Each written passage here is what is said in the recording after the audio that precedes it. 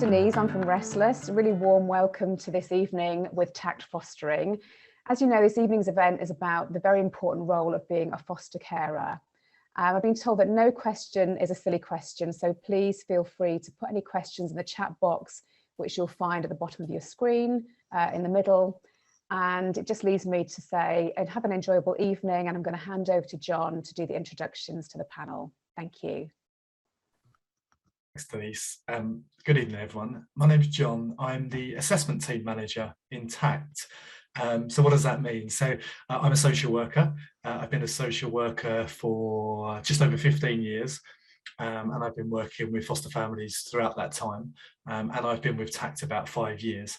And my role within TACT, we're a fostering charity, is to prepare and assess new foster carers. So anyone who's interested in fostering, my team, we deliver the training, and our social workers assess the foster families and prepare them ready to look after their first foster child. I'll just hand over to my colleague, Abel. Hi everyone, my name is Abel Demeter, and I'm the inquiries manager at TACT. I'm also a social worker. I've been social worker for over 20 years, and my background is in child protection, and then I've worked with foster families as a supervising social worker, and then I specialised in foster care recruitment. I've been working with TACT over 10 years now, and I manage the inquiries team. So basically I manage a team who will deal with all the inquiries coming into TACT, all the interest about becoming a foster carer, and we generally do the first telephone call with people who are interested about fostering, and then we do their initial visit, which is more in-depth, a more in-depth discussion about fostering, about the requirements, and if everything's positive, then we will pass on the applicant to John's team to progress further in their fostering journey. And we would like to introduce you to one of our lovely foster carers, Elaine. Hi everyone, I'm Elaine, and I've been fostering for TACT now for about 4 years, and I fostered altogether 7 children.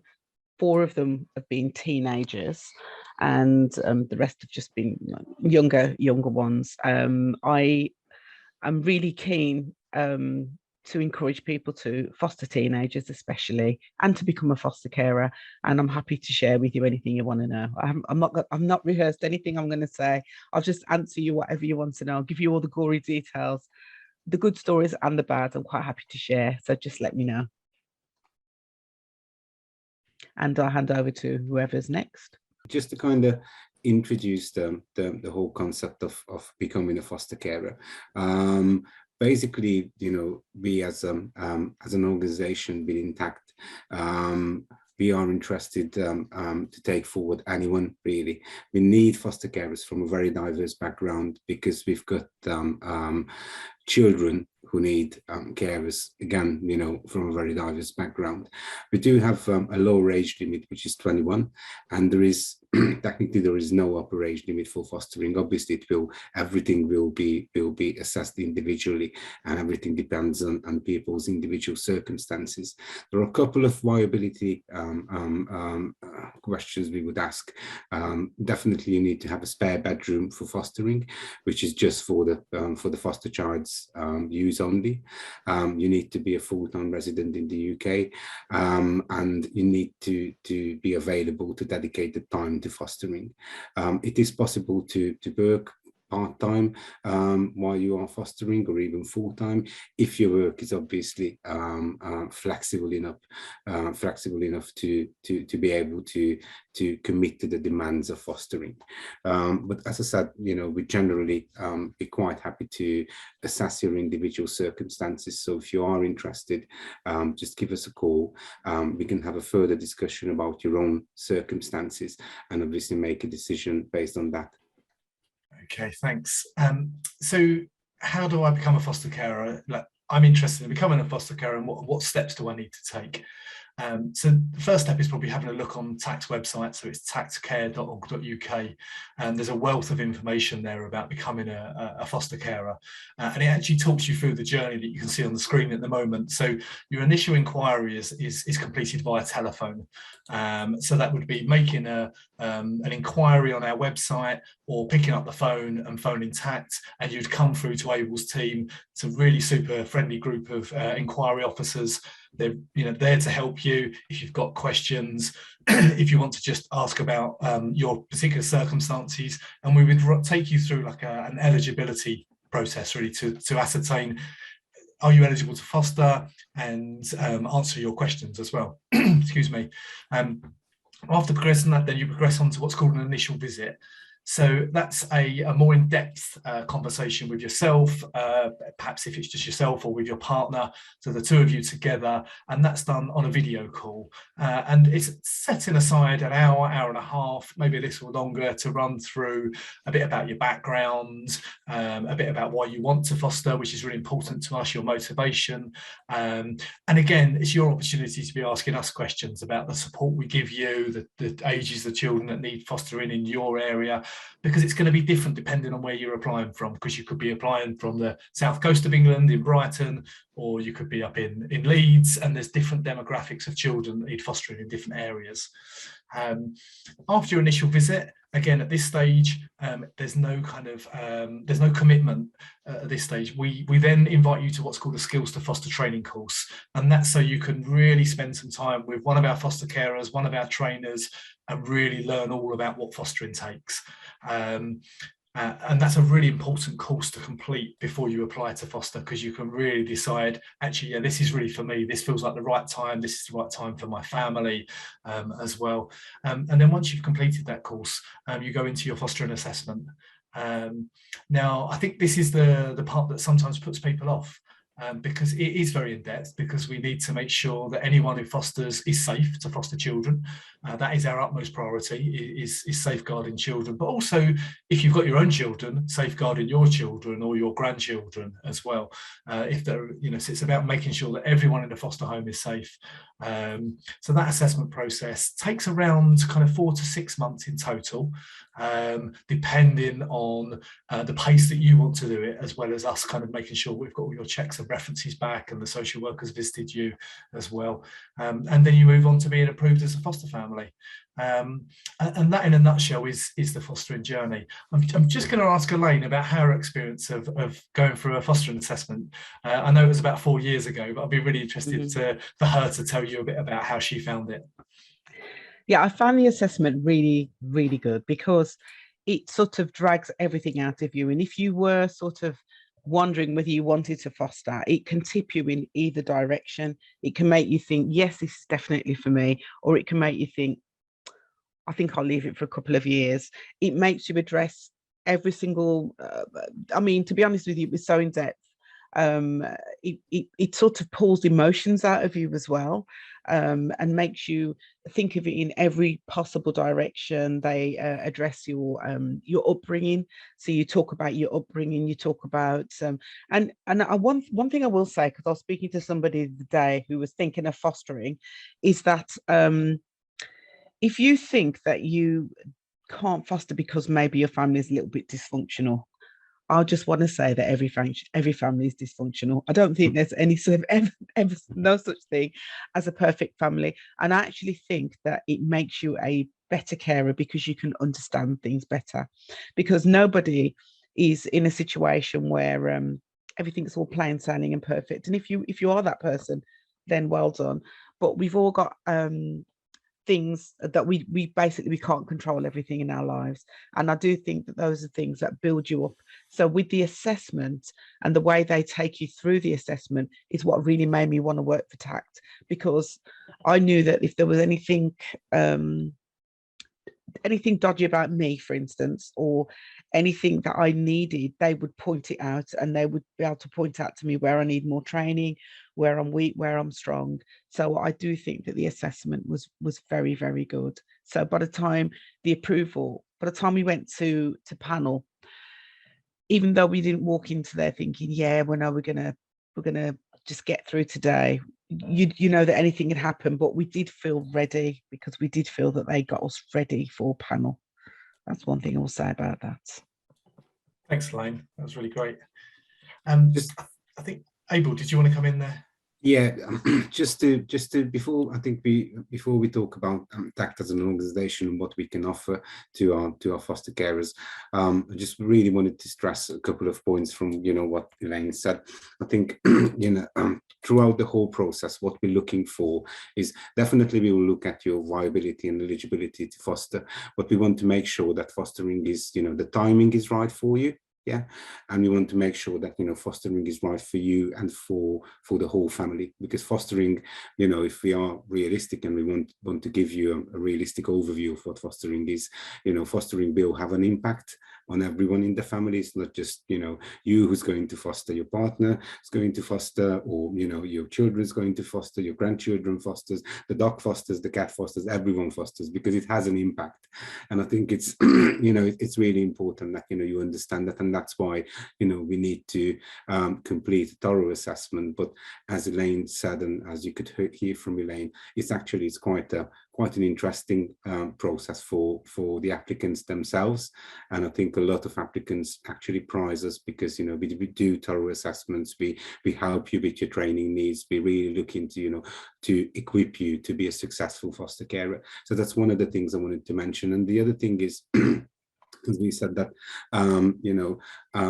we want to make sure that we will find the right match for children in our care.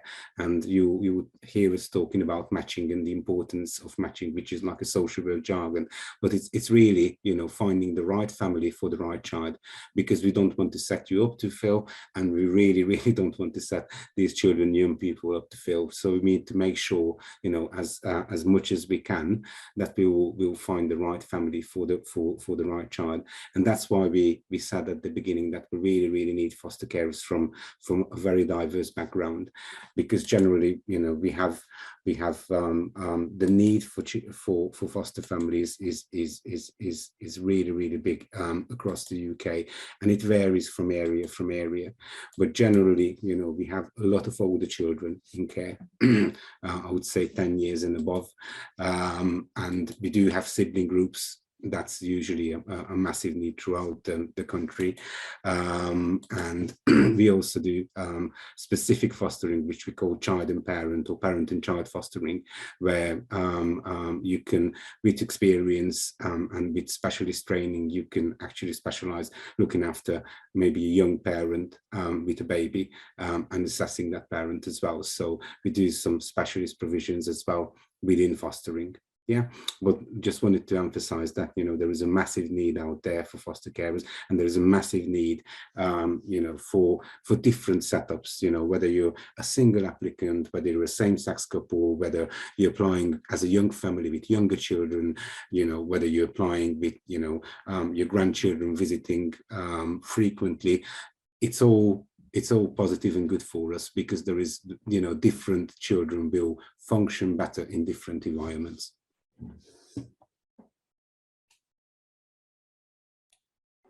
And can I just say, is it okay to just butt in? When they are matching you, you are very much aware that they are definitely trying to match you with the right. It's a bit like Match.com. They make sure that that it fits perfectly with you. They give you lots and lots and lots of support when it comes to finding the right fit for your family, and it's I've always found them TACT very, very supportive in that. Lovely, Elaine, thank you. Abel, did you want to talk about what makes TACT different? Yeah, thanks, John.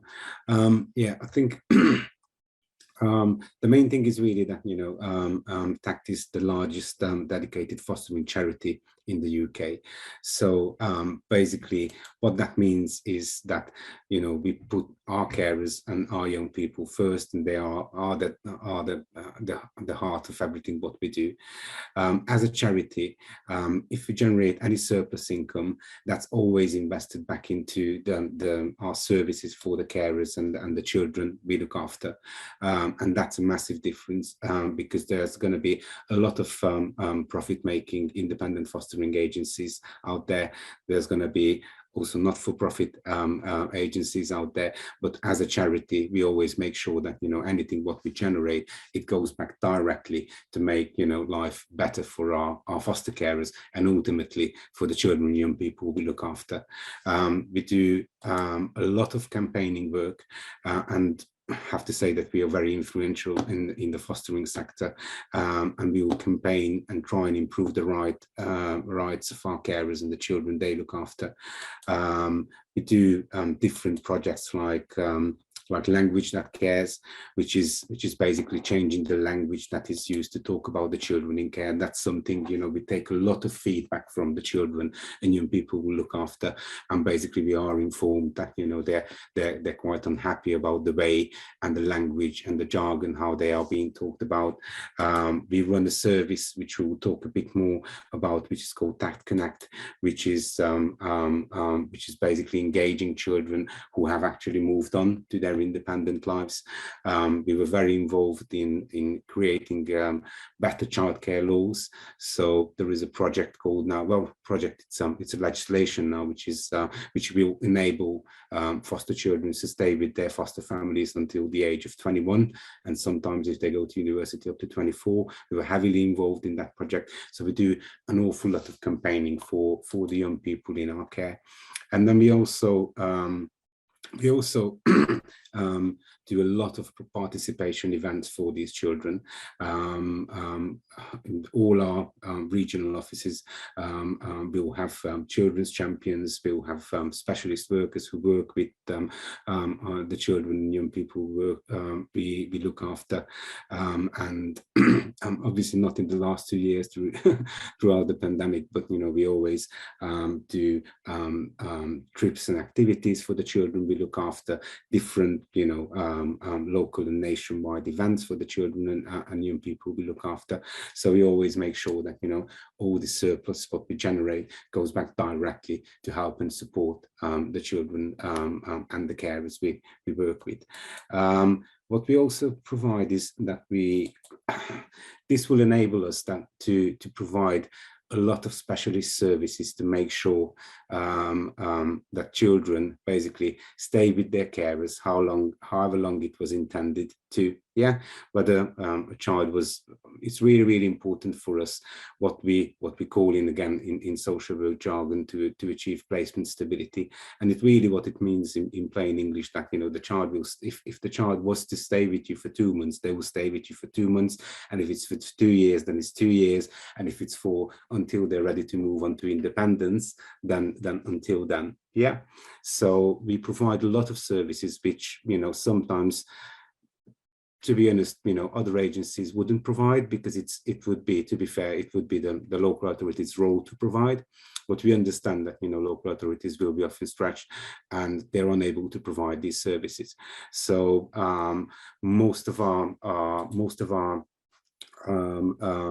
regional teams will have like child psychologists working with them, working directly with our foster carers, basically helping to support them to look after children and young people. We run a very, very successful education service, which is specialist support and guidance available to our carers. And this has proven really, really important, especially in lockdown, helping to find provisions, school placements, making sure that, you know, schools are actually providing the help and support for our children and young people to thrive, grow and learn. So we run a specialist service for this. We're nearly at the completion of a similar service for health. So we will run a health service as well for these children and young people, making sure that, you know, they've got access to the medical care, they have got access to all those appointments they are entitled to. And, you know, we know all our regional teams. We've got child support workers who are directed there for children, to making sure that, you know, they are positive role models, they build up a good relationship, they just another kind of forum to provide support, to take children to activities, to arrange children champion events, you know, and different things locally and nationwide.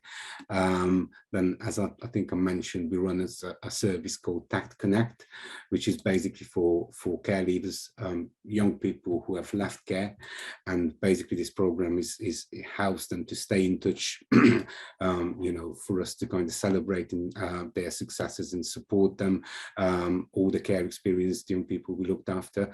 We arrange meetups, we arrange events, we provide, you know, support with everything, including from housing to you know, looking for jobs, to different things, you know, which often prove difficult sometimes for care experiencing young people.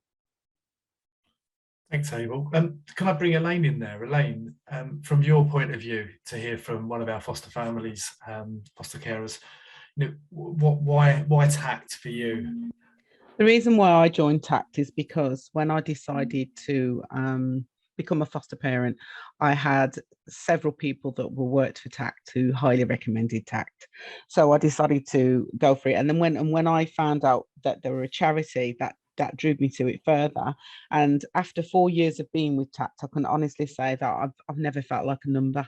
My I don't know whether it's because I've got such a fabulous social worker, but she does really look after us. And I've asked my husband several times, I wonder if she's got anybody else that she looks after, because we always feel like we're the only people that she looks after. So you know, it's been great. The training is excellent, and that's one of the things that would definitely hold me at TACT. I've been approached by other companies to foster who pay more than TACT, but they don't give this the support. You know, we've had issues where we've had to call TACT and I get an answer straight away. I get support straight away. If there's an issue with one of our, because obviously I've got teenagers and it's not always perfect, but you know, I do love them very much. And if I needed to deal with a situation that's a little bit difficult, my social worker will be on the phone. I can just hand the phone over and she'll make herself available. So I can honestly say that my experience with TACT has been really good, because my 3-month placement is still going 4 years later. My elder foster child, he's 19 years old today, actually, and I can't see him leaving for now. So I wrote down 24 because I thought, oh no, have I got to keep him that long? Thanks, Elaine. I mean, and that's the heart of what we do, is that, you know, we are ultimately only as good as our foster carers say we are, you know, and that's who we're here to serve. We're here to serve our carers and our children, and I think that's really, really important that we, you know, that's where, as it says on the slide there, you know, our carers and young people are at the heart of what we do, and being a charity does enable us to do that. That's certainly why I work for TACT. You know, I have worked for a private company in the past. I have worked for the council as well, but TACT for me is that perfect fit.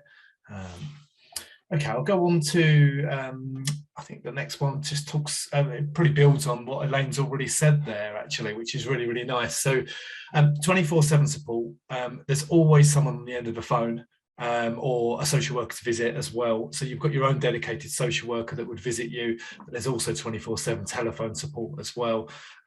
There's a social worker there, there's a manager on call as well. So there's multi-layers of support, which is really important when you're becoming a foster carer, because initially, especially in the first months and years, you are learning, you know, you're always learning, and you need someone to be able to pick up the phone and ask a question. And that's what we want to be here to do, which is always be on the end of the phone for you, and always be available to offer that advice. Elaine mentioned about having a dedicated social worker, and I can assure you that that social worker will have more than one family to look after. All of our social workers have, you know, they have a manageable workload, and you'll often read in the press about social workers not having manageable workloads. That's counterproductive. We've got to balance it out, and yes, of course, you know, we get stretched sometimes, like any organisation does, especially in health or social care these days. But we always make sure that our foster carers get that support, and that's at the forefront of our thinking and all of our service design as well. Carer support groups are really, really important as well. Actually, the support from your peers, I think, is perhaps one of the most important parts of fostering. And it'll depend where you live as well, because sometimes if you're in an urban area, there'll be other foster carers closer to you, whereas if you're in a rural area, they might be a little bit further afield.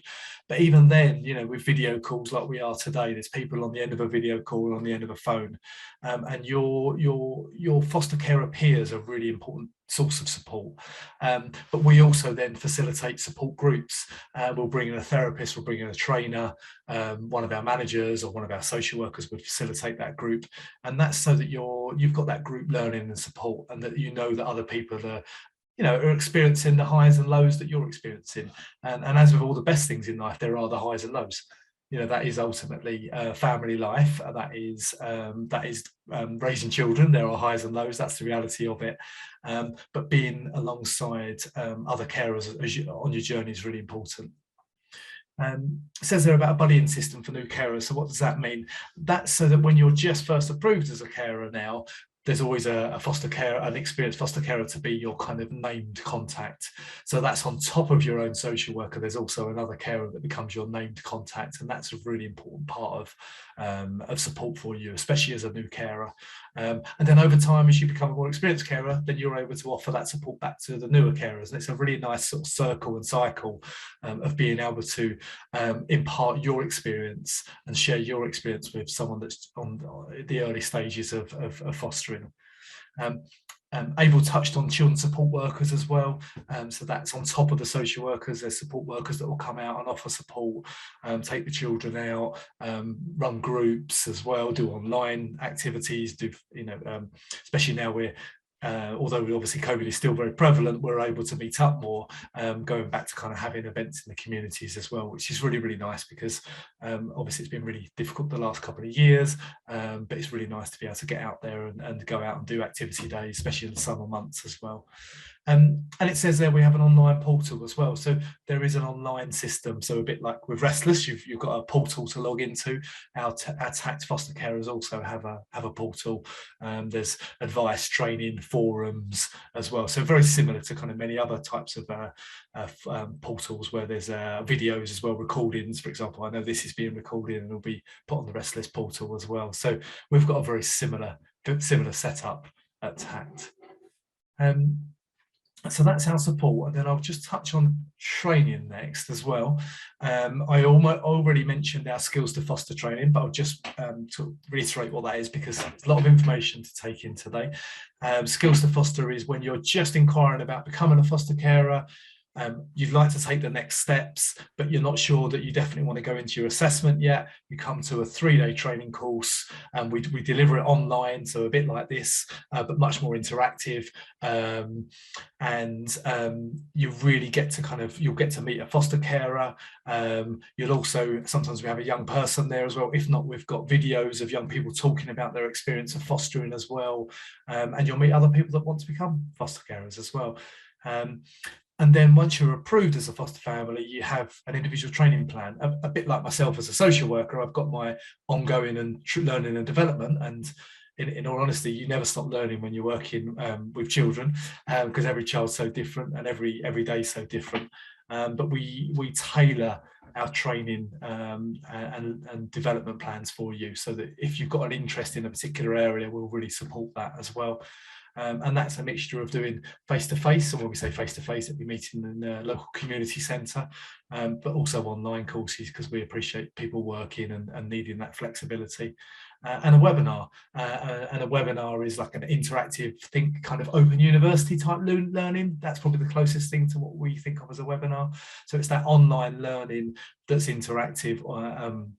So that's a really nice way as well for making sure our foster carers get all the support and training that they need. And if there's something that we haven't got and someone asks for it, we'll go away and find it, and that's really key. It's always about us listening to you as foster families and saying and responding to that and making sure that you get what you need to care for the children and give them the stability that they need.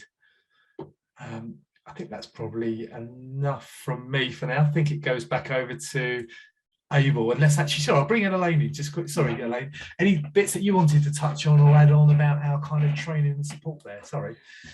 Yeah, the training and support was especially good for me because especially because I fostered teenagers, there was one particular course called the Teenage Brain, and that was so good that I actually went back and read through all the stuff that was done on that course, and it really helped me to deal with some of the crap I had to deal with because it made me understand that some of the things they were doing weren't their faults because of the neglect and the effect neglect has and other things. And now they're coming up to a place now where I forget that they're even foster children because they're doing so well.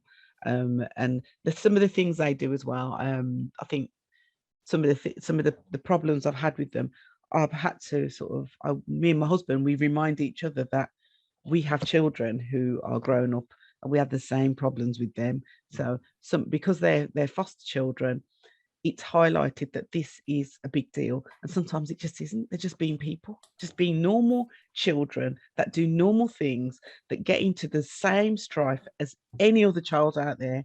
So sometimes it's a case of taking away the fact that, and I think that's what the training does as well, helps you to realize that some of the stuff that we are seeing as problems are just them being normal teenagers, normal kids. So, I mean, my kids are worse in some ways. So that really helps. Good. So the training is excellent. Okay, good. Thank you for sharing that. And I think that's a really important message. The two things there, the kind of journey you see the children go on is the kind of rewards of fostering. I know we're going to talk about fees now, but really actually the real reward is seeing children progress, isn't it? You know, and that's really what the heart of it. And then the kind of training kind of puts it all into perspective as well, doesn't it? And they kind of start to understand, that's why that's happening, or can I just say one thing? Can I just butt in for a sec? When my my foster daughter, she'd missed, I think, 18 months of school when she first came, so they were quite behind. And when my husband took her to college, because she started college recently, after she signed up at college, she sat in the car and my husband said, "Are you okay?" And she just burst into floods of tears because the reality hit her that I am going to college. Because I said to her, you not going to university is an absolute crime because her brain is way better than mine ever was. And it's a case of when they realize that they can achieve normal things in life, and she can look forward now to working for her, because I do believe she'll end up being an accountant. And because of my job, I know that I can give her links into working for somewhere like Deloitte, for instance. So it's a case of those things were unreachable goals, but now it's they would be lucky to have you. That's what I said. They'll be fighting over you because they can't get people like you in their company. So it's when you see them actually achieving things, and my foster son, he'll come home with distinctions for what he's doing at college, and I'm looking at them and he's like going like this, it's no big deal, and I'm like, this is more than a big deal, trust me, it's a massive deal. So it's I need to shrug your shoulders and go, I kind of just did what I do, and it's like, no, nothing. But yeah, those are the real things. So it's not the £450 a week, which is, it's great if you're fostering a couple of kids and you're getting but you've got to remember, when you break that fee down, it's you're there, you're doing a 24-hour day job. So some people will look at you and go, I know you're getting loads of money for being a foster parent, you're getting loads of money. I do believe that the fee is fair, it's a decent fee, but at the same time, you've got to remember that what you give it's more than money. It's far more than money. Yeah, thank you, Elaine. Thank you, Abel. Yeah, I think Elaine summed it up really, really well. Just to say that, yeah, we, these are our fees and allowances, and I think we deliberately, say that, for us, at least for us, fostering is not a job. Yeah, and you don't get a salary for it as such. We advertise fostering as a role, as Elaine said, and yes, of course, you do need to get a fair fee for it, and our fees, as you can see, are paid fortnightly, but you do have on top of the 450 per week, you do have extra payments for the children's birthdays. You have a very, very generous holiday allowance. You have a generous allowance for religious festivals. Obviously, you only get paid this fee when you have a child living with you, and the fees will vary depending on the age of the child, on the type of the needs of the child, sometimes the duration and other factors as well, which are kind of assessed individually before that match is made with you and discussed individually before that match is made with you. Just to maybe add about respite, the respite is available, but again, you'll see that some profit-making agencies will advertise respite as a paid holiday for the carer, and in our eyes, you don't get a paid break from your own children, so why would you from a foster child? Yeah, because the child, doesn't matter whether they are with you for 2 months or 2 years or until they're ready to move on to independence, they will be part of your family. They have to be part of your family.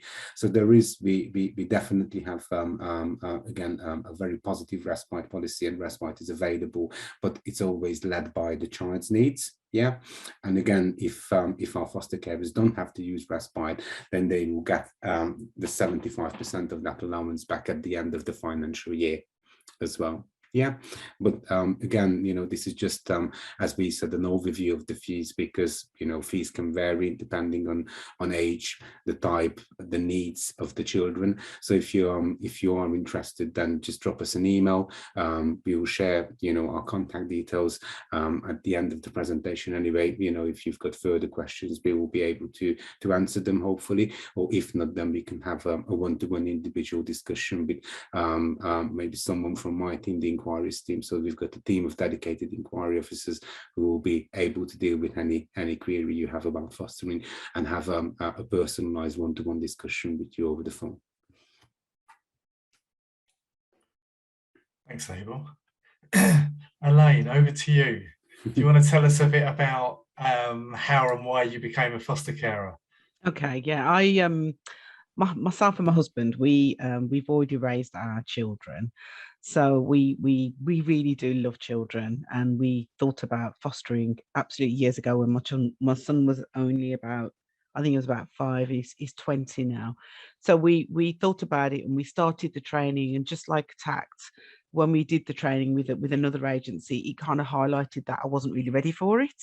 So we waited a few years, and then when TACT was recommended to me and we went for it, we knew we were definitely ready, and the process I think prepared us for what was happening, and it was a very, very emotional roller coaster, the assessment. I was in tears, and it was you had to address so much things in your life, from your finances to your time, to whether you're emotionally ready, physically ready, everything, because you have medical assessment for yourself, and they look at all of your stuff. They even spoke to my boss, and my boss was extremely kind, actually. He gave me a great review.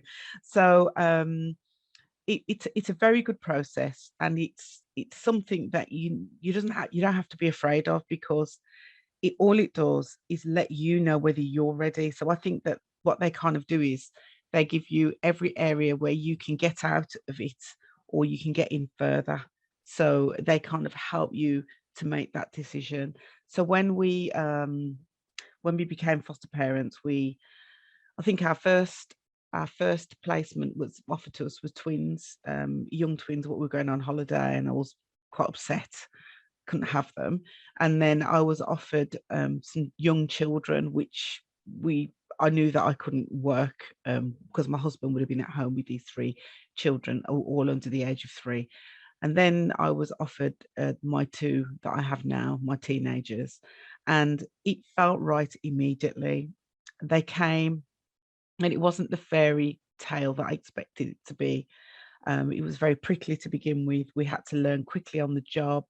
They weren't really speaking to us. They were extremely cold to begin with. And then as time went by, I think they realized, after a few conversations, we just do little things like we go out for meals. They weren't really the kind of kids that would go out for walks like some foster children, they'll come for a walk with you and they'll react differently.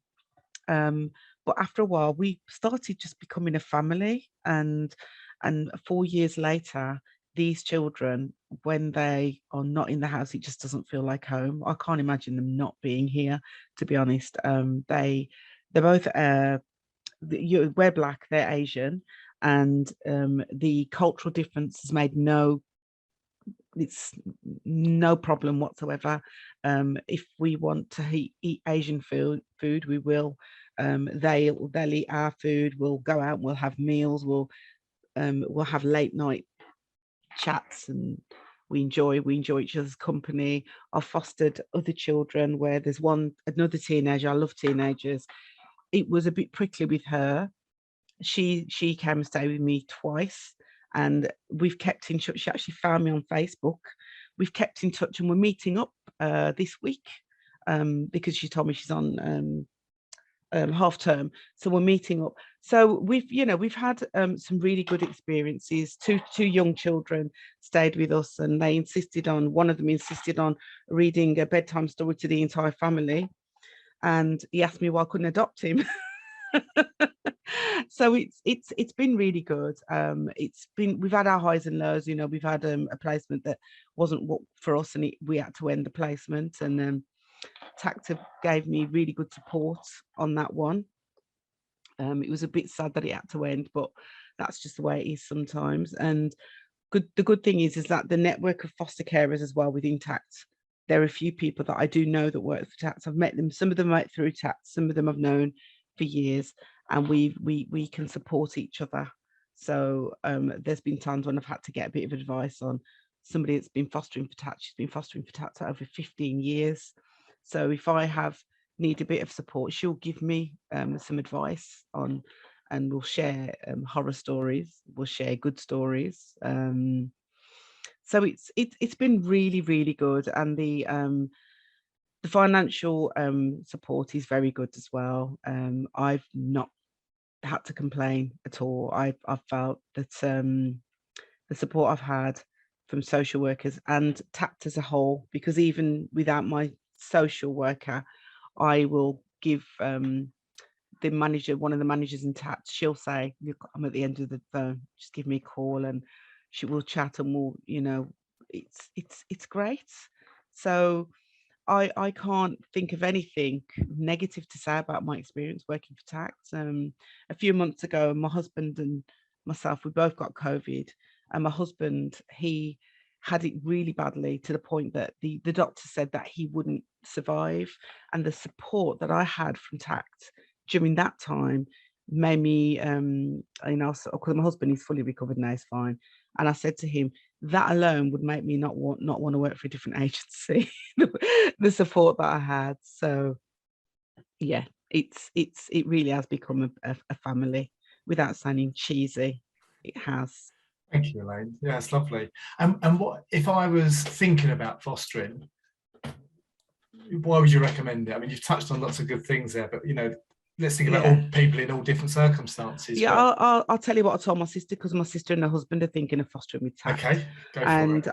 I said to them that because I said, oh, we want to foster, but we don't want any teenagers. We want young children. They all say the same thing, because they think teenagers are going to be a problem.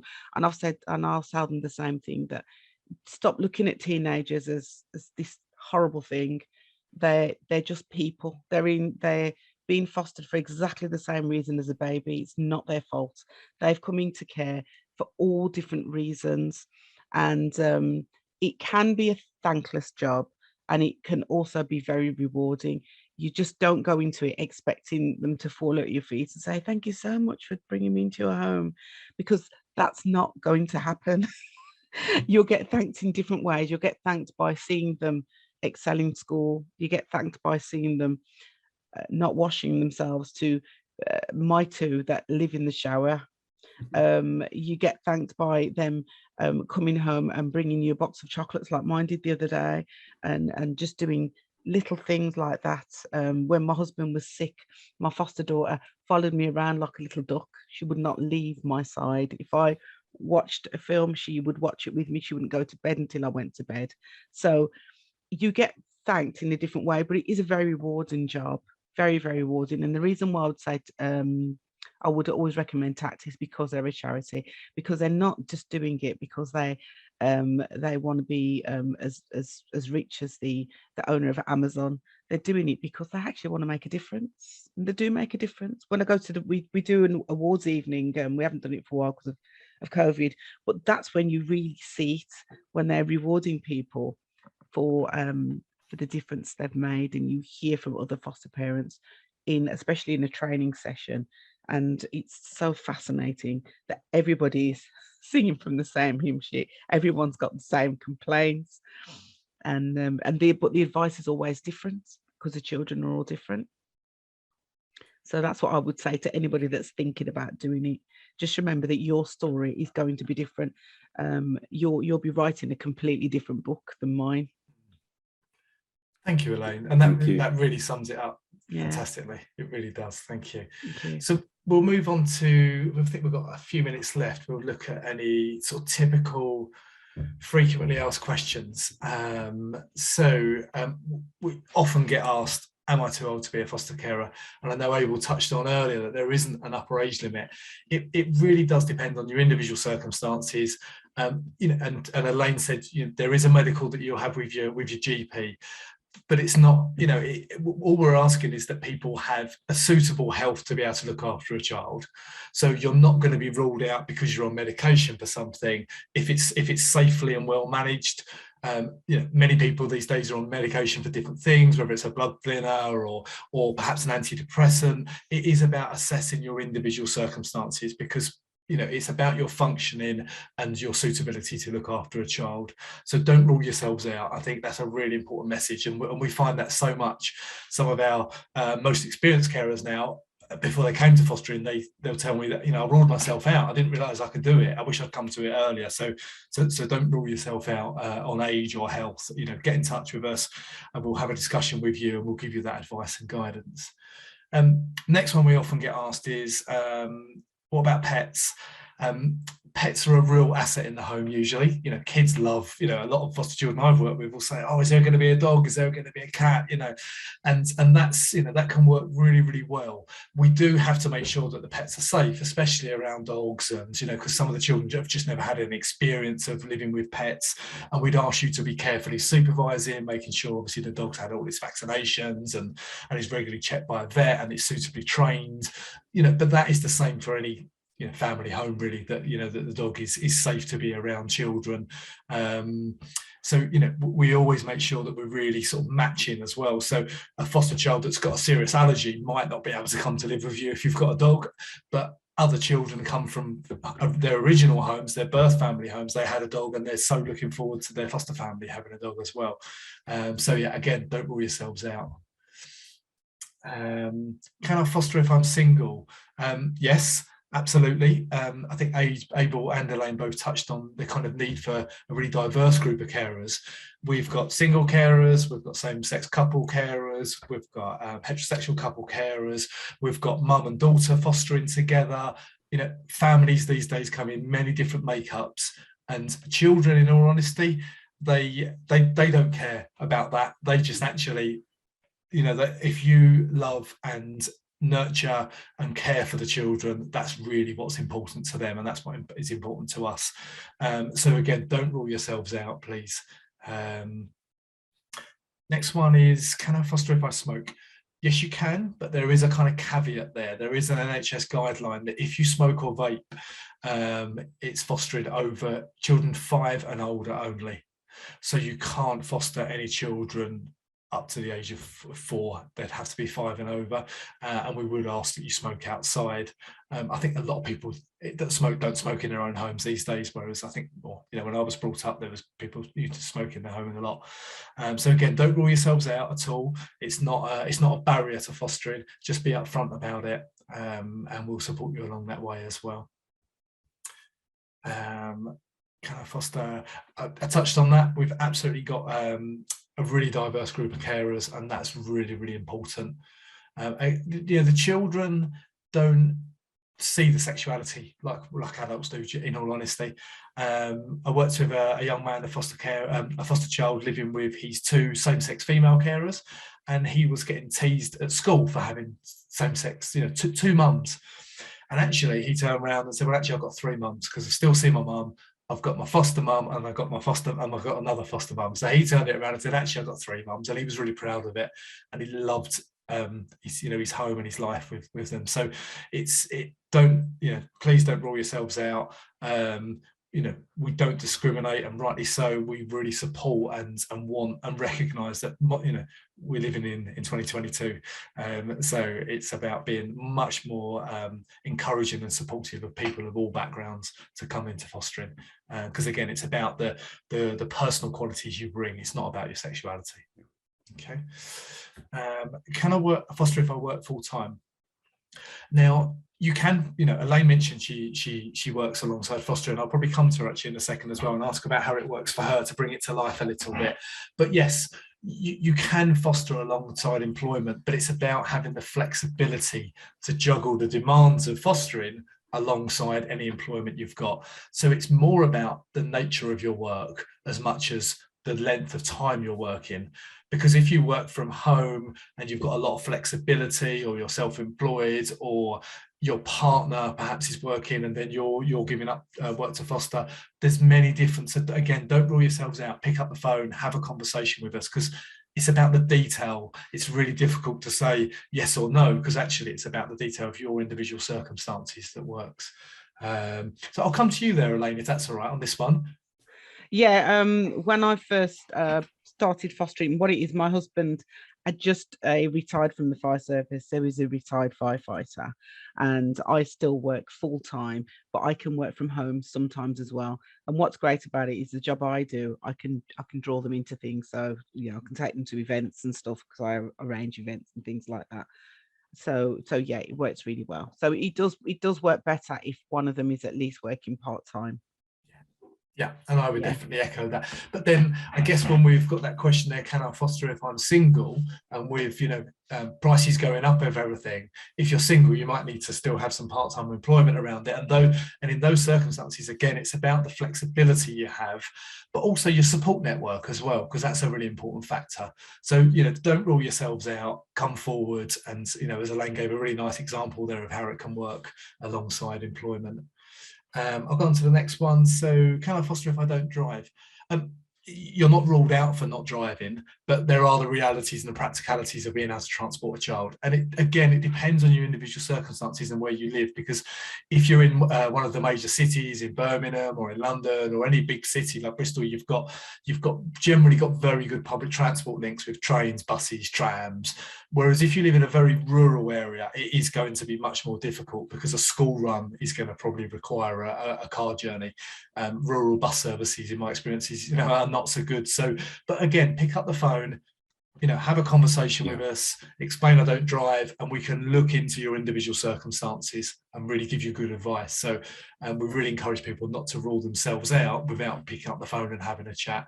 And even if it's only a 10-minute chat, you know, all you've lost is 10 minutes of your time to find out whether you could or couldn't. So it really is worth asking that question. And I think the last one we've got here, but there are many others. Do I need to own my own home if I want to be a foster carer? No, you don't. We've got many foster carers that are in rental properties. It's about the security of that. So most rentals have got a short tenancies. So as long as your property owner, the landlord, is agreeable to you fostering in the property, you can foster whether you're in a rented property or a mortgaged property. So yeah, you don't need to own your own home to be a foster carer, but it's about having a stable home environment for a foster child to come in to live in, which is really, really important, because they've come from a place of instability and they really need stability. And on that, I'll probably then just use the last minute just to kind of round up and say children come from all sorts of backgrounds into fostering. They really do. And Elaine has touched on that, you know, children come into care, it's not their fault, but they have experienced neglect, they've experienced really tough times, and that's why fostering is so important. And that's why we're all here tonight, and that's why we all do this. You know, most importantly, Elaine is the most important person in the room, because that's the person that fosters and really puts the hard work in. We're here to support her, but I've always said, you know, the foster carers do the hard work, and we recognise that. But that's where the rewards come from as well, of helping a vulnerable child, young person, to really have a place of stability, a place of nurture, and a place really to kind of be the springboard to the rest of their lives. So if you've got any questions, please do come forward and kind of speak to TACT. As I say, you can go onto our website, there's the phone number, there's an inquiry form if you'd prefer to do it that way, and we'll be in touch and help you along the road. I think that takes us to about 7:30. Oh, thank you so much, John, Abel and Elaine. It's been a really insightful evening. So on behalf of Restless, thank you. And as the panel have said, we're going to actually follow up with an email in the next day or two. So if there's any more information that you want, or you want to arrange a one-to-one with one of the TACT fostering experts, then absolutely you can do that.